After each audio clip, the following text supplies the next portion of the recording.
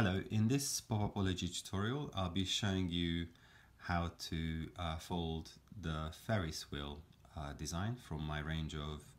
Origamic architecture pop-up cards available online. So once you have downloaded and cut your template, you should end up with something that looks like this. And this is quite a simple pop-up to deploy, but you need to go very consistently across your entire design when, especially when you'll be folding these supporting tabs that describe our figurative elements across our wheel shape. So in order to begin, as we always do, we'll just need to establish a very shallow degree of fold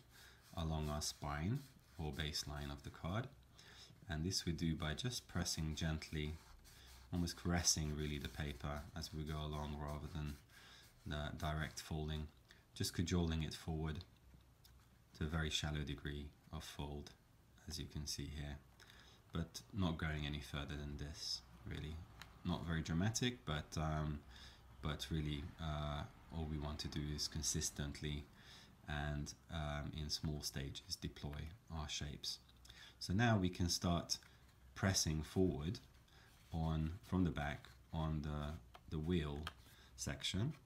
which is one connected plane here, as you can see, and you want to be doing this consistently, so you're kind of again stroking this plane from the back with your fingers, digits, whilst at the same time supporting the base of the card or the back plane, as it were, and just continually going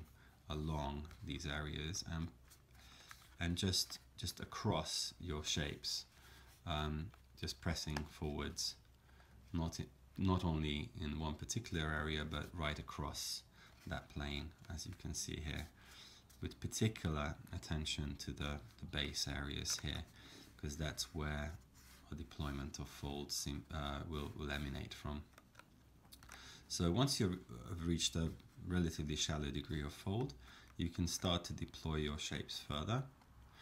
and I'll begin by concentrating on the base tabs on the left and right, and then moving further up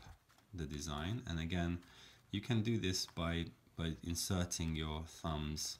underneath these tabs and just gently kind of pushing them up, but paying attention to not overdoing any of these folds at this stage, because again that puts too much pressure on those connective structures across those planes. So again, we can go up to the top and just do the same with these little tabs. And finally, what we'll need to be doing is just deploying the center strut section by just popping it out.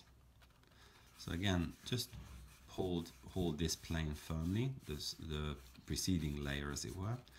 and just with one digit pop the shape that's emanating from it, from the back. And now we can go back again to our baseline, our original spine of the card, and just with gentle incremental pushes, but trying to apply even pressure across our back plane, just push forward. And really the trick is to just keep a hold of this baseline with a general pinch, using digits to support the base plane along with our back plane together, and just literally help our structures come forward in space by incremental movements such as this, as you can see here. And once we get to a just sort of around 90-degree fold, we can start to zoom in on these flaps more specifically by deploying a gentle pinch technique. So this we do by supporting our card at that 90-degree fold stage and with one hand, and with the other zoom in and literally just very gently start to pinch these areas forwards, making sure not to neglect the base tabs because they tend to buckle. So just literally pinch and go along to the other side, and probably the trickiest bit is to do this on the base tabs, but again you want to be just very gently pinching it down, and as you're doing this really you're avoiding placing any undue pressure on areas that might buckle. And as you can see, this is now deployed correctly, so we don't need to worry about any breakages. And again, repeat that process with the other tab on the base. So really you want your base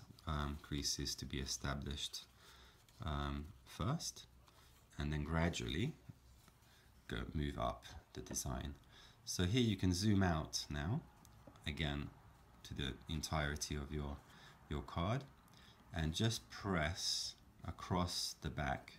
with a pinch on both sides with both your hands across the shapes. And as you go along you can see that now these tabs are deployed enough to just naturally kind of collapse as you press your card down, and we are now at a fully collapsed stage where all that remains is just a gentle general tap down to just establish our creases fully. And if we open out our card, we should end up with a crisp structure like this. So there you have it, and now you can personalize and decorate if you wish, but also if you want to cover this void left by our shapes on the reverse side of the card, I recommend that you use a transparency backing sheet, which if it is a color backing sheet gives you some very intriguing and visually effective results. As you can see here, if I hold it up against the light, you can see how beautiful those backlit areas can be. So just have an experiment with different colors, and you can get these transparency papers from craft shops, or they're available online. And to attach, all you need really is just to use a couple of tabs of glue in the corners, and you're ready to go. So I hope you enjoy this folding project, and do check out all of my other tutorials and videos online. Hope to see you again soon, and thanks for watching. Goodbye.